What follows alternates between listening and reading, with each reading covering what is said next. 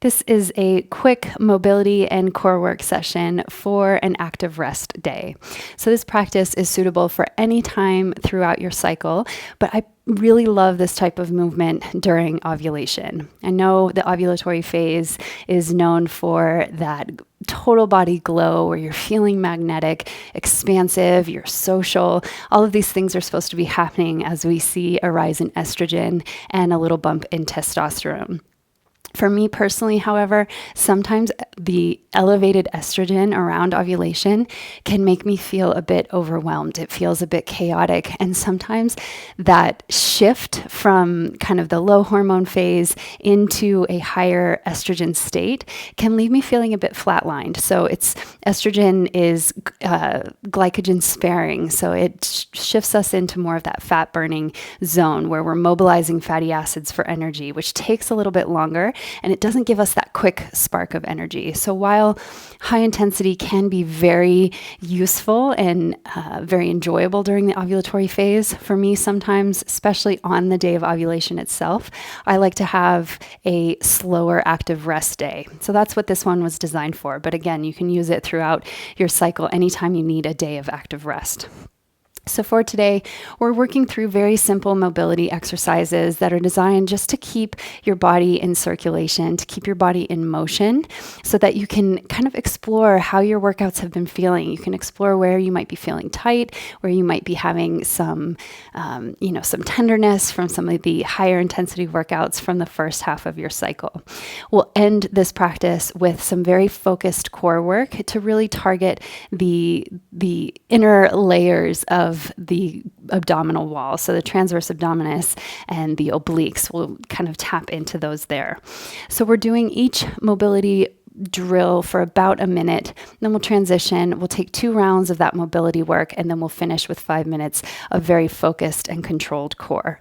So the goal today is that you're not maxing out effort by any means, but that you are moving. So you shouldn't really feel that deep muscle activation. We are wanting to allow the muscles to recover, but you have that kind of work through the range of motion. So that requires some effort. That's what the work is about today, is carving that space from the inside out. So all you'll need is a mat. I recommend having a wall. There's some really great mobility work that we can do using the wall to kind of help create stability and kind of a boundary that we can work into. So if you can practice near a wall, that's great. And let's get started with today's practice. We are going to get started right away with this feel-good mobility flow. All you'll need is your mat or a comfortable space to work. I do have a timer with us just to kind of keep us on track for time, because with mobility work, when that stretch feels good, sometimes it's hard not to stay there for a long while. So we'll get started in about 30 seconds here. We'll start in a child's pose position. So you can make your way there, let the knees be nice and wide, big toes touching. If flexion in the knees is uncomfortable at all, you can always stay in more of a tabletop, but just stretch your arms forward, sink the heels toward the hips toward the heels, and just let your forehead rest. So just preparing to move here, creating that intention, deep belly breath in and out through the nose. And we'll begin. So we'll unfold to downward dog, stretch the hips up and back, and then we'll come right back down to child's pose, flowing with breath here. So these are our 2 movement patterns, kind of rounding the spine as you come up and then extending the spine as you lower down. Come into child's pose, unfold to downward dog. So this is where we are for a full minute, just kind of exploring the spine, rounding, curling, feeling the space between the bones. Big breath in and come down, about 30 more seconds here. So rounding as you come up, stretching the heels, the ankles, the knees, just kind of warming the spine here, finding that fluid rhythm that allows you to connect with the breath. Back down.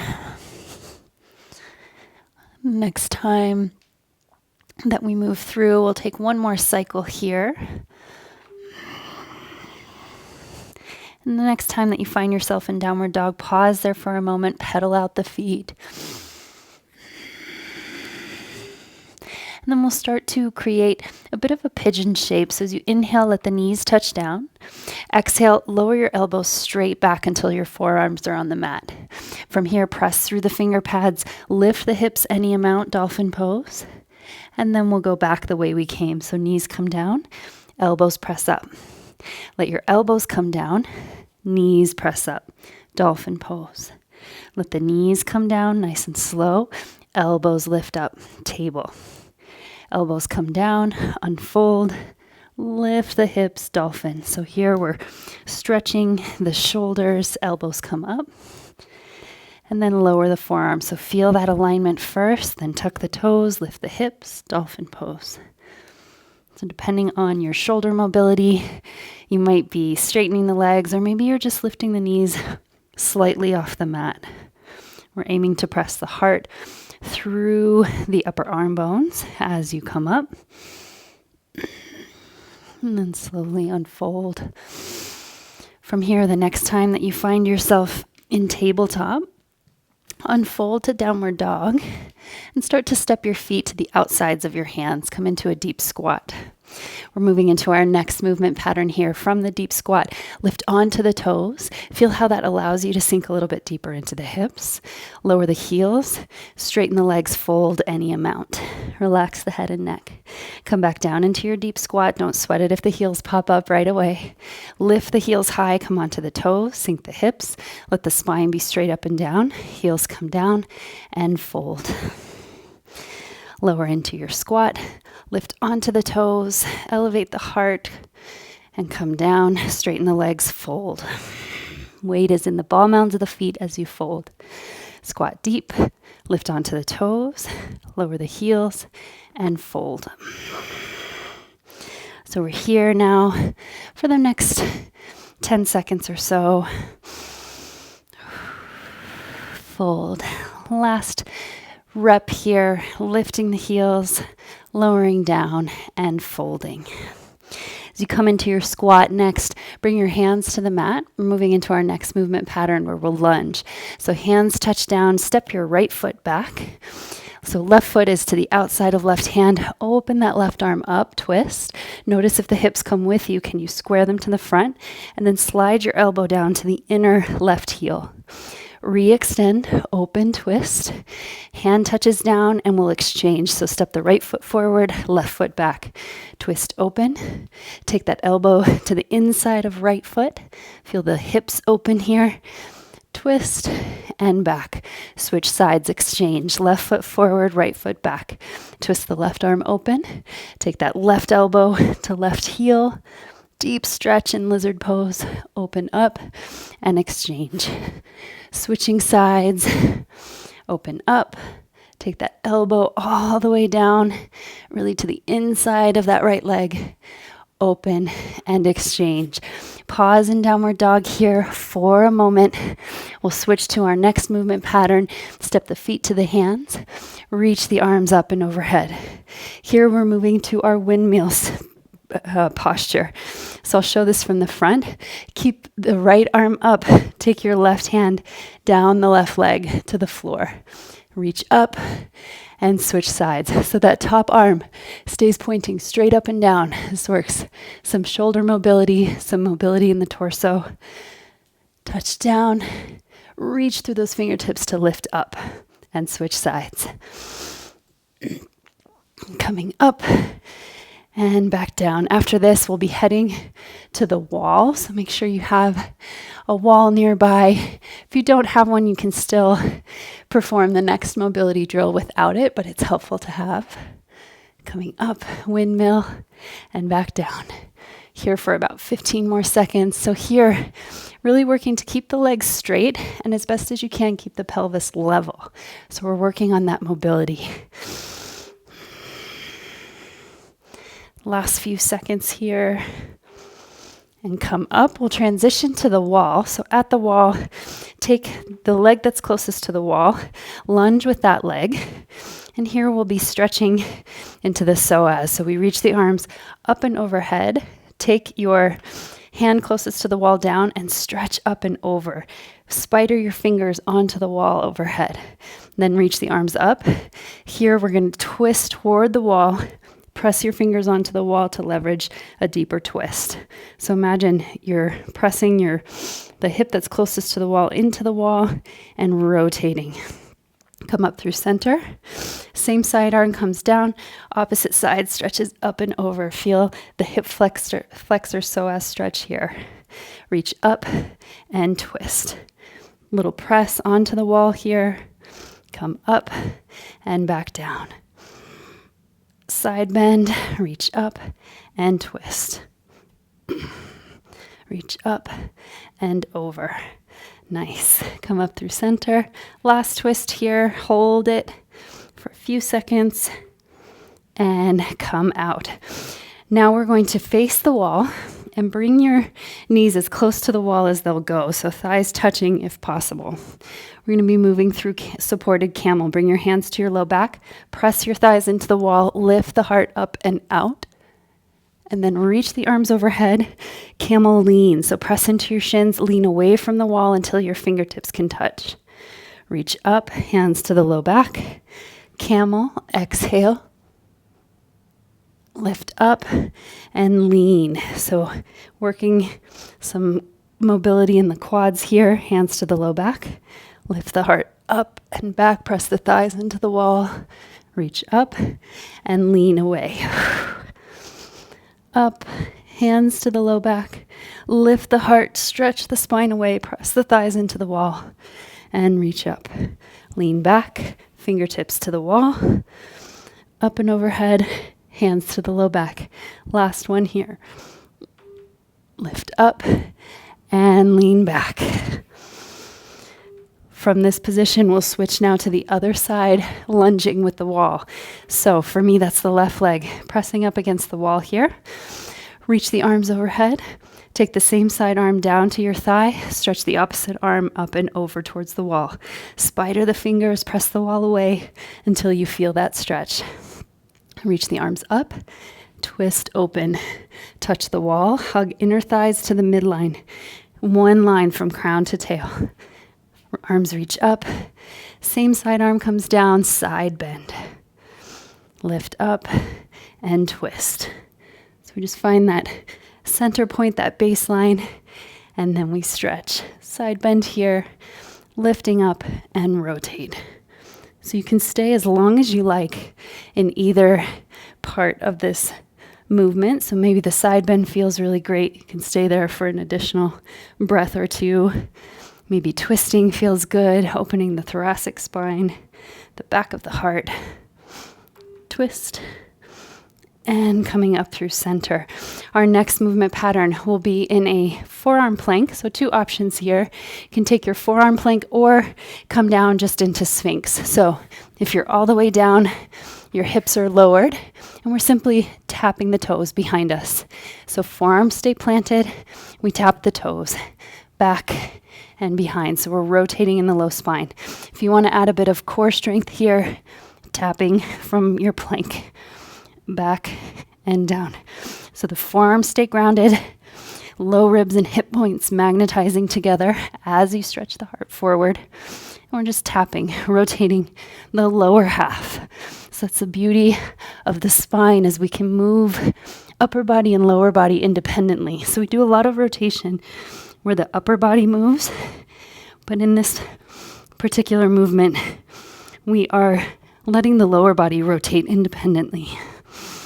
Adding a bit of core work. Again, you can always let the hips come down and just enjoy the rotation in the low spine.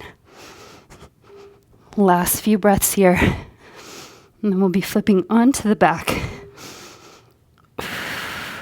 Come down. Switch onto your back now. Come into your glute bridge. So hands by your sides, lifting the glutes. Feel that engagement. Squeeze the thighs to the midline. From here, we're simply reaching up and back across your body with the arms. So reach the arm up and back and across. Keep the hips lifting the whole time. So here, we're rotating the upper body, keeping the lower body stable as best as you can. So squaring the hips, squeezing inner knees, inner thighs to that midline to create that stable point. that you can then rotate from. You might start to move along your mat. That's okay. You can always adjust. You want to keep your knees more or less over your heels. Here we go. Last couple reps here. Keep the hips elevated. And slowly lower down. You can rock and roll back up to a seat. And we're starting at the top again. We just have one more round through each of those movement patterns, starting with child's pose to downward dog. Here we go. Find child's pose. Round the back as you come up. Unfold the legs. Downward dog. Stretch the heels. Knees touch down. Soften the belly. Gaze up. Child's pose. Relax down. Come up, downward dog, stretch the backs of the legs, and slowly fold back down. Again, just exploring how the spine can move, how the hips can move, and how they influence each other. So when your hips move, how that influences the spine. Can you create a little bit more autonomy in the spine? Let the hips and spine move independently. Last few reps here, and then we'll move into our dolphin progression. Unfolding. The next time that you're in downward dog, stay there. Pedal out the feet. And with your inhale, let your knees touch down. Find tabletop. Let the elbows lower straight back. Come into that forearm table. Tuck the toes, lift the hips, dolphin any amount. Try to press your heart through the upper arm bones. Knees touch down, elbows lift. So we're just going back and forth. Elbows touch down, knees lift. Knees touch down, elbows lift. Try to keep the upper arm bones parallel.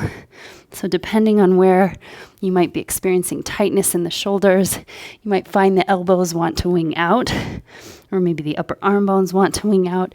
But can you keep that strength? Can you find range of motion in the shoulders, keeping them parallel so you're creating more mobility in that joint?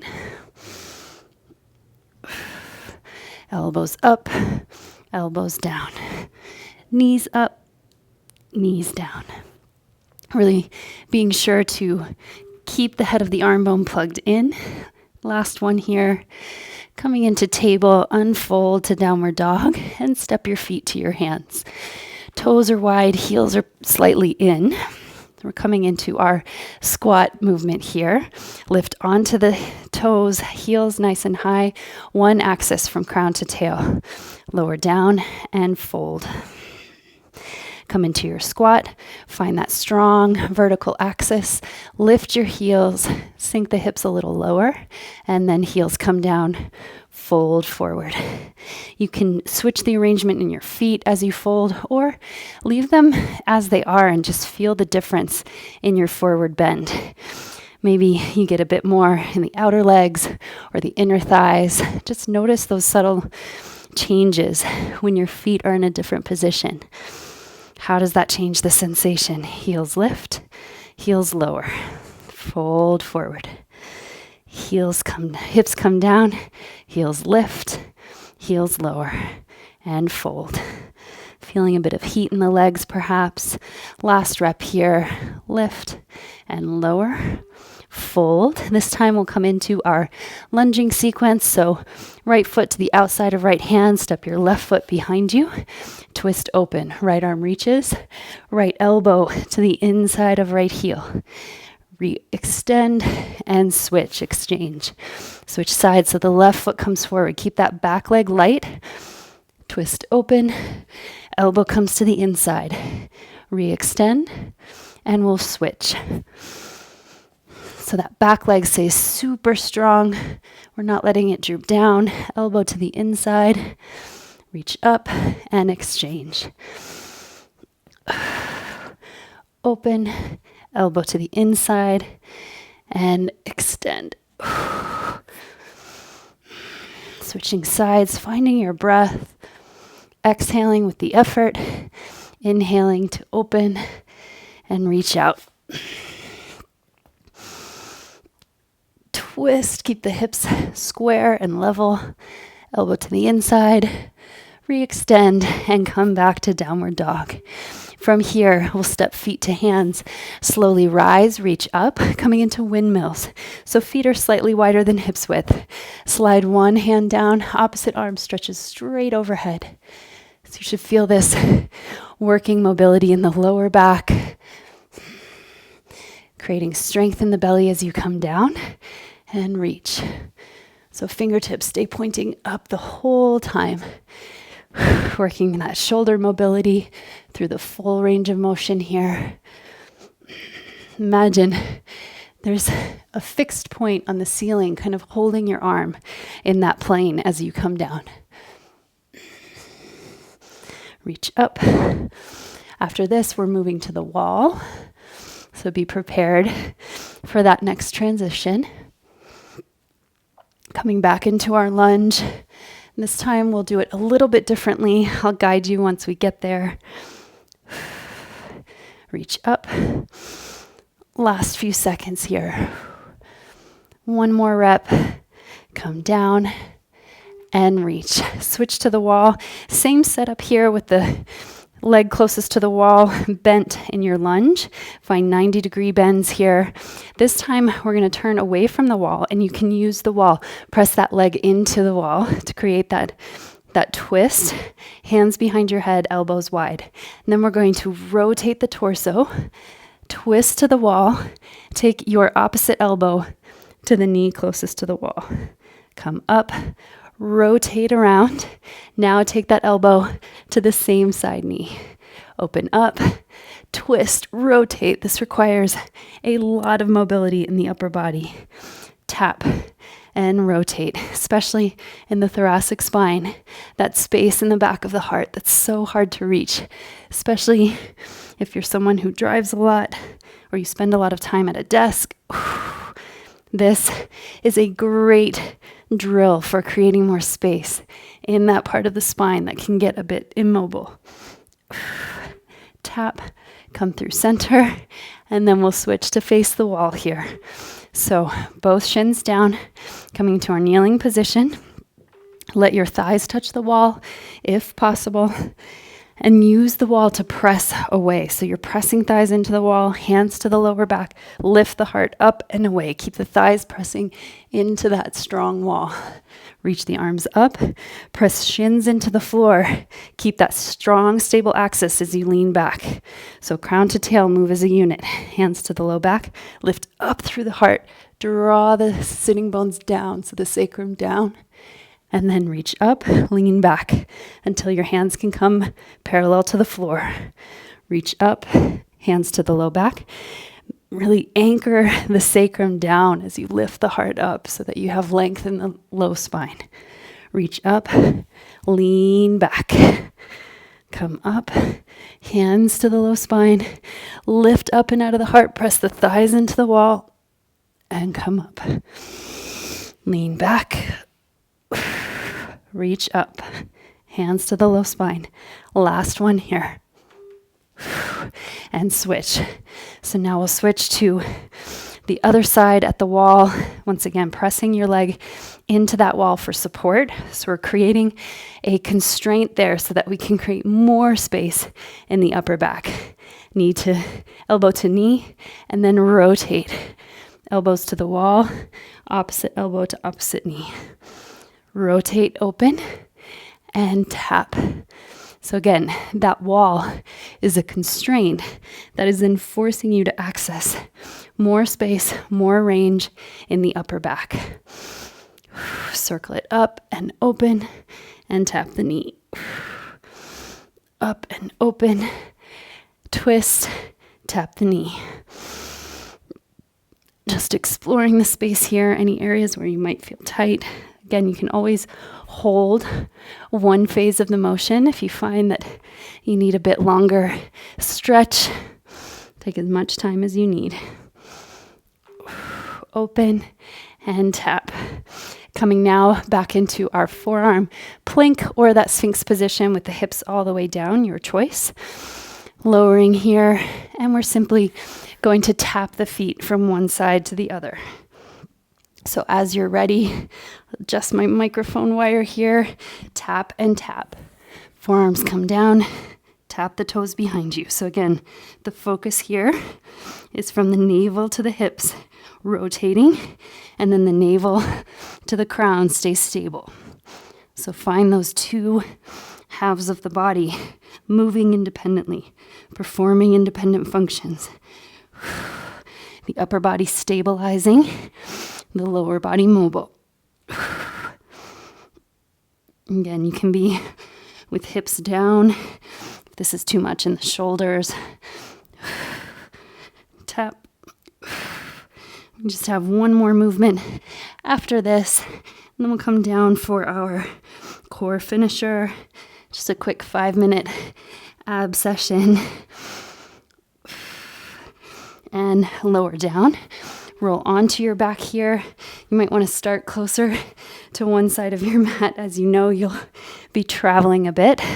So we come into that glute bridge, hands are down beside you, and simply reach. So you take the opposite shoulder off the mat and reach. Keep the hips level if you can. If you have a towel, a pillow, or a block, you might choose to squeeze that between the inner knees to help fix that point in space so that you're relying on mobility and rotation in the upper body. You can even, as you reach, then sort of square the hips. So feel those two opposite actions where you're rotating in the upper back, the upper body, and fixing the lower body. Traveling here, come back down, reach, and back down, reach. Last one here, and lower down. Coming into our core finisher. So you'll find your bear plank here. We're coming into bear plank bird dog. So you'll be in your bear crawl hover, shoulders over wrists, hips over knees. And we're going to take one leg back and up, and the opposite arm lifts up. So it's that donkey kick with the opposite hand. If you can, both at the same time. So really bracing the belly to keep hips and shoulders square to the earth. And back down. If you can, try to keep the hips in that level plane. So as it gets challenging for balance, you might find the hips tend to pop up. Can you keep them down and square? Using that balance action to activate the obliques, the transverse abdominis. Requires a lot of focus. So you'll notice your presence right away. This is a good indicator of where your mind might be. And come down. We're coming into side plank with a rotation. So forearm comes down. You can be on the knees, just slightly lifting, or you can come into your full side plank. Arm reaches up, slowly rotate. So as best as you can, keep the hips square. And we're just rotating the upper body. You should feel this one start working right away. So through the intercostals, the obliques, again, activating the deep core muscles that will stabilize and support you in movement. We're here for just a minute each of these final core engaging exercises. Stay with it, stay with your form. This is our active rest day, so just a way to invite a bit of stretch, a bit of mobility, while also tapping into the core. Last few seconds here. 5, 4, 3, 2, and 1. Switch sides. Coming out to the other side. Forearm side plank. Getting set up as you're ready. And lift. Reach that arm up. Rotate. So this can be very slow. Notice the full range of motion, where you feel the activation as you open and then as you rotate, all the while hugging low ribs and hip points in together while extending the upper back. So a lot of times if you try to close that space between low ribs and hip points, you'll find the upper back rounding like this. Can you instead keep that closure and then extend through the spine? You'll feel all kinds of firing in the belly, in the side waist, in the upper back. Stay here. A few more rounds of movement. And then we're coming into a dead bug exercise. So we'll come onto the back.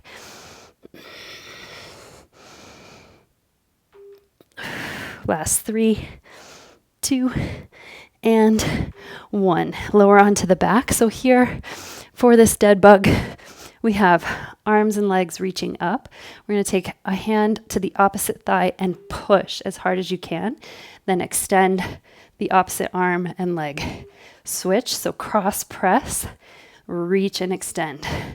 Cross press that thigh away. That'll activate the deep low belly and reach, press and reach. Create more space if you need to on your mat. Press and reach. So as best as you can, keeping the thighs vertical so they're not coming in too close. That's part of what the press does for you, is it keeps that vertical plane in the thigh. So your low belly stays working the entire time. When we bring the knees in close, it can relax. It can check out. So here, you're keeping it engaged through the full range of motion. Last few reps here. And then we're coming into our butterfly heel taps. So almost there. And come out. So here, the back stays flat, arms by your sides. We're going to bring the legs again to that vertical plane. You can even keep the hands here if you like that kind of barrier. And then we're simply tapping the heels down, and then opening the knees, tapping the heels down, closing the knees, tapping the heels. So using your hands just to make sure the legs don't come past that vertical plane, closing and lowering. Keep the inner edges of your feet touching the whole time. You'll feel kind of that deep low belly here. Engage. Press the thighs away, open, lower, and lift. Try not to arch your back as you make the lift happen. Open the knees, lower down, and lift. Close and lower. Open, lower, lift up, and close. Open and lower. Last few rounds here. Close it together and relax. That is our mobility work for today. You can take your feet nice and wide, windshield wiper the knees side to side. And then in your own way, either coming to one side or rocking and rolling up and down, come to a comfortable seat. Just enjoy kind of one final seated stretch to kind of close our practice together. Bring your left hand out to the side, right arm up and over, side body stretch. Especially after all that core work, it can feel really nice to stretch the sides of the waist. Come up through center, other side, up and over. Reach your arms back behind you, press through the finger pads, lift through the heart, stretch the spine nice and tall, maybe gaze up. And then come back through center. I want to take this opportunity to thank you for joining me on your rest day and for taking a rest day. Let this part of your practice, this lower intensity, this mobility work, this active rest be an equal part of your practice. Give it value. Make it as important as the workouts themselves, because this is when you allow your body to recover. You create more space so that you have access to your strength. You have access to your full range of motion, so that both inside and outside your workouts, your body is functioning in the way that you want it to. So thank you for making time for this active rest, for showing up, and for letting your body be moved.